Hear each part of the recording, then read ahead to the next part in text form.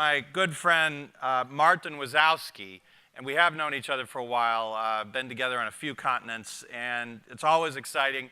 You know, he's your garden variety Polish guy who grew up in Sweden and then had a rock band and now works for SAP. You know, so I know you've seen them before.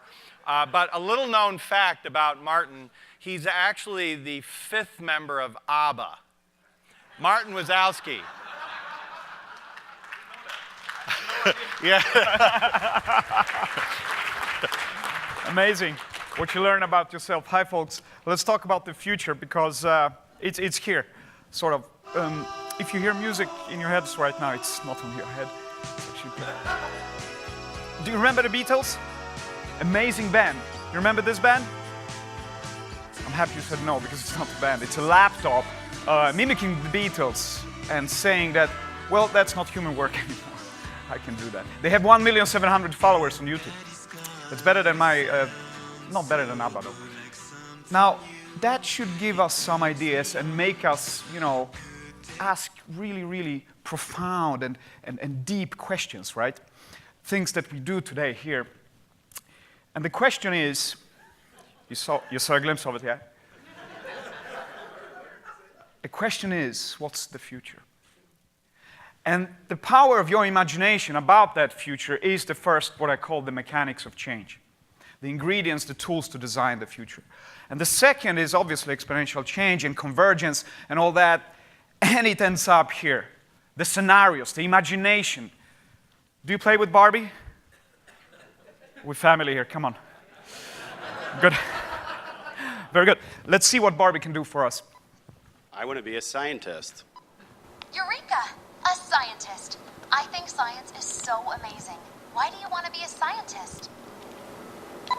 I always really liked chemistry and physics in school. The study of physics is incredible. Take gravity. You can't see it, but the second you trip, it's right there to pull you down. Did you ever fall or trip on something? Yeah, unfortunately, all the time. It happens to me all the time. That's gravity, pulling you down, sometimes with an ouch. Sometimes with an ouch. Yeah, it hurts. I kind of knew you would like it. Now, Moore's law, exponential technologies, cloud computing, artificial intelligence, all for 120 euro. Think bigger designs, ecosystemic. What if the kid is hungry and Barbie can sense that, and there's Amazon and Google and drones, and in 10 minutes we have a hamburger here.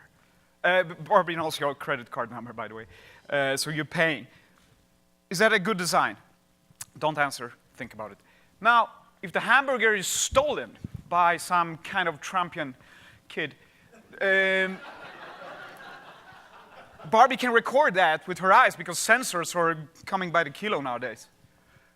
Who does she call? Because she can obviously call people. SAP, the parents, Mattel, the police. Hi, is it the police? It's Barbie.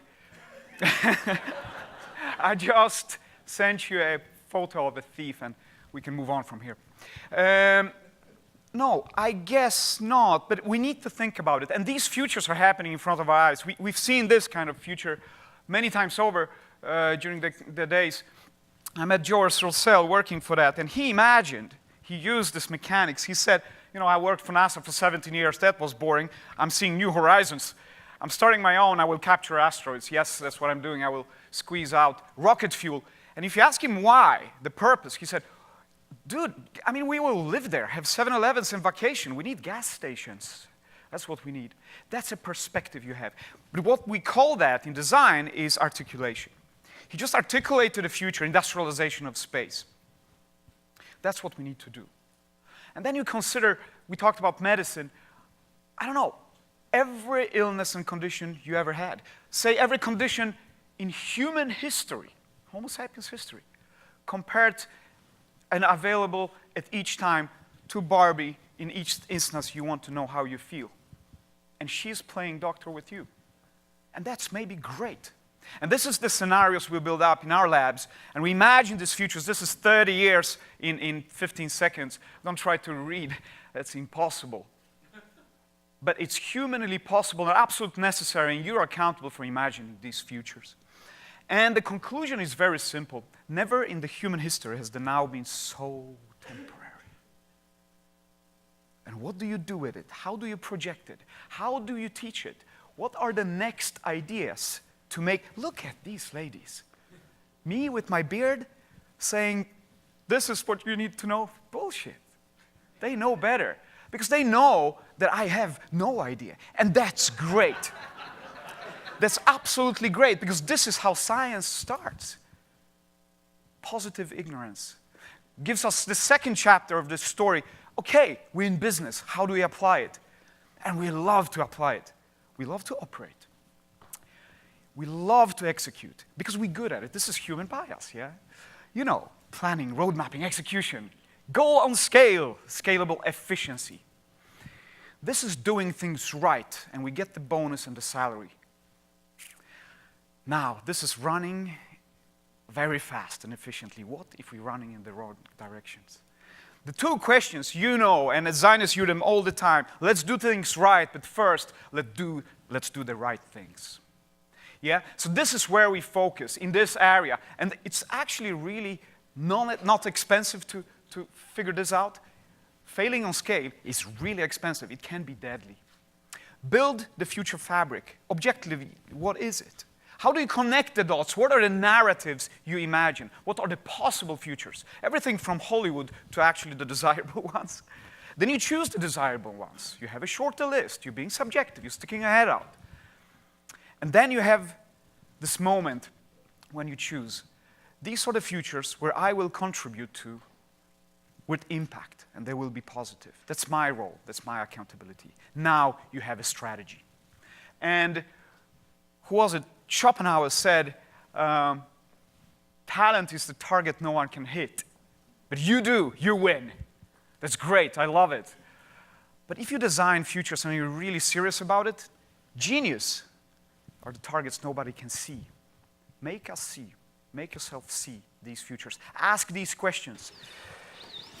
And we're asking these questions in our labs. What is actually human? What is work in a superhuman future? We're SAP, we're trying to make business software, work software. And that's a tough question, it gives other questions. Hey, human-centric design, what is that, 25? What is human, 2040? Gives us the last chapter of this story. We've been through future of work in a very, very nice way during these days. I think there's three things to that: automation, autonomy, and augmentation. This is technologies that will bring futures, bind narratives. I mean, automation is about productivity. We love high-value human tasks. You know which they are because you hate the other ones. And since the 50s, we're making that better, and we're stepping into an intelligent era. And from that, maybe to something that is self-running. So we can focus on the human value in our work, explorations, interactions, subjective opinions that we can figure out. We're moving from the light wave or maybe insignificant manual and cognitive work to something that truly matters. Our passions, the heavy, heavy load. Autonomy, the self-organization is another one. And I love this quote from a book that talks about power. It's a little bit like currency. You know, the business model is this: I have, you don't, I sell, right? Potatoes or oil or intellectual property, doesn't matter. But it's moving from this currency perspective to something is more fluent, a current. How can you be relevant to an ecosystem and feed it relevantly? And that gives you power. And the last one, augmentation. That's us, my favorite. That's you. Yeah. Let me show you an example when these things come together in a future that we imagine, that we're working for right now. Okay, here's my buddy. Hey, co-pilot, what's up this morning? Good morning, Martin. You will have a fairly busy morning, but there is time for a good cup of coffee. Your biometrics show me that it would be good for you. With just one cup, remember. I remember, okay. Okay, Mom. Now, look, me and Leia, we've been discussing how our teams feel about the work and how they can be more productive. So many ingredients here. Any ideas, any crazy suggestions? When colleagues travel so they can spend time face-to-face, your delivery quality goes up 5%. Oh. That saves software maintenance costs with customers by 2.5%. I found the routes that would make sense economically and that allow the colleagues to spend the most time face-to-face. We will review them tomorrow. Okay, now you're my boss. Good. This is amazing causalities. This is superhuman knowledge. I can take different decisions. Actually, I can be a little bit more human here. Cool. Is everything set up for my trip tomorrow, by the way? Yes. Oh, here is a surprise. If you switch from window to an aisle seat on tomorrow's flight, you will most likely be more successful in your budget negotiation, according to your travel and performance data. Wanna change? Yeah, I want to change, but really? Yes, really. Martin, I am not just a pretty face. He doesn't have a face? Anyway, what just happened that we've been free. Beyond the constraints, the jail of human understanding and knowledge. What is the smartest app? What does make us feel superhuman? We design these algorithms and these relationships, and I think the simple answer to that is this, the one that makes you smarter. This is where we're moving. This is where we're moving to superhumanity, or maybe from the hunting and gathering and the Excel spreadsheets to become human at last. And the value pyramid is very clear here. We're moving from content to context. Because we pick up that data, it becomes information, then sort of knowledge and shared wisdom, shared experiences. And if you're in products, you put features in a bag, then you serve them. You build relationships. And there are activities to it. And I'm telling you, if we're still collecting data and managing information, we're not really using our full human potential there. Because there is something else happening here.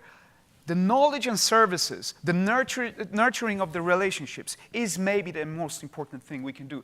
And there's a line here that is really, really important. That line.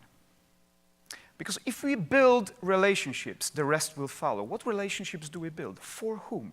Who's the ecosystem? Who will manage and supervise your knowledge? For whom? How will this spread it to few or to many? That's important.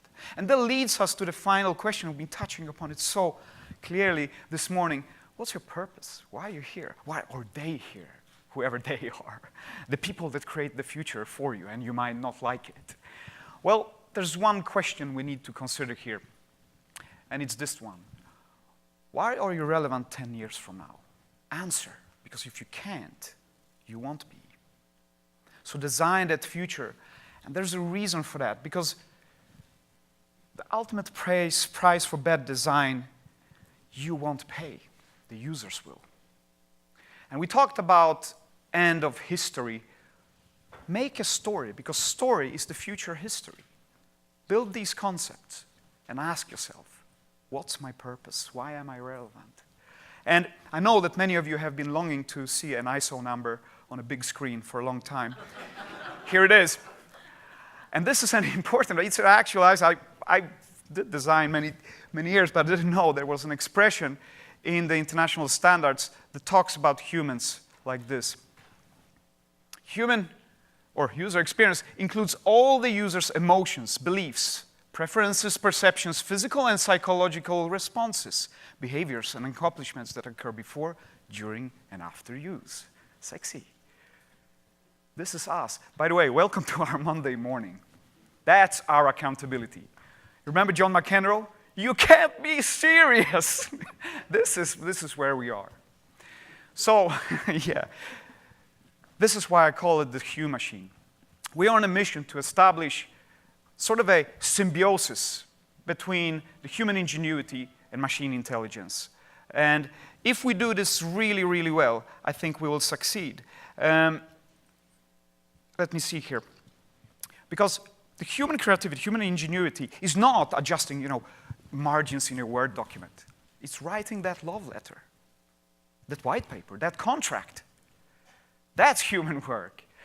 And we love to do it. And we maybe need to redefine work. And this is fluffy. I'm still trying this out. Surface, foster, and optimize our individual gifts to create a higher value in feelings, wisdom, and self-actualization for you and people around you.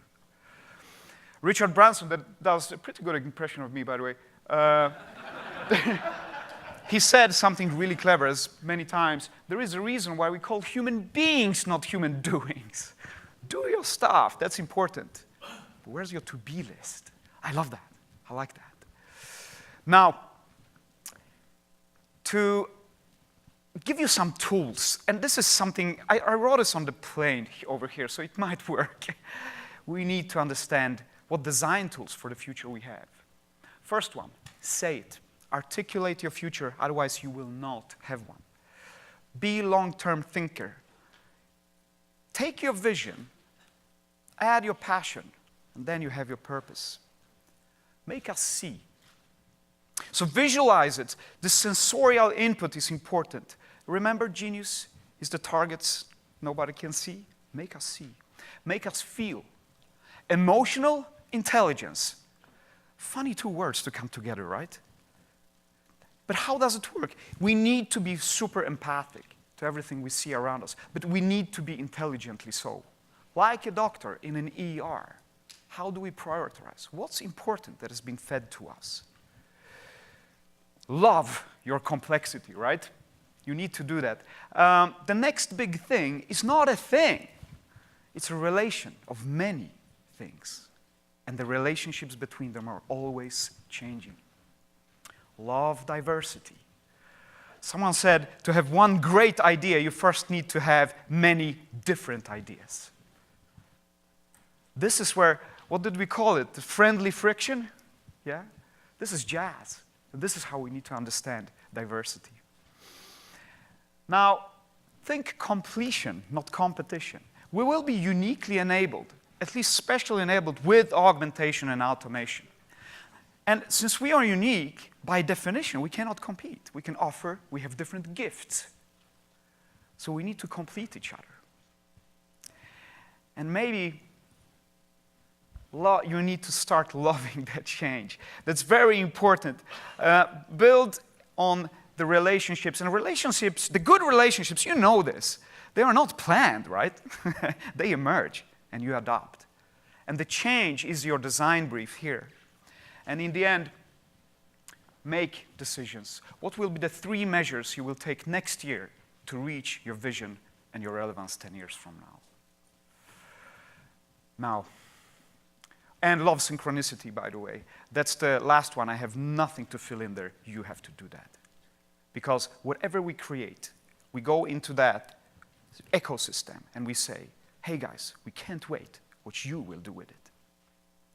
Now,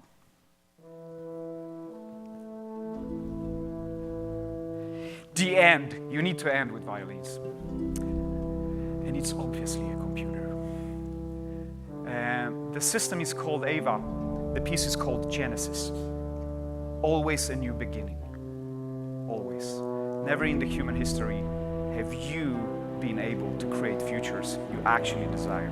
So I was thinking that we can do it. Design futures we all want to live in. And many of you have maybe noticed that I live with a condition, human. So for no reason at all, I will read a poem that I don't know who wrote. It goes like this. You're a ghost driving a meat-coated skeleton made of stardust, riding a rock, hurtling through space. So fear nothing. Thank you very much.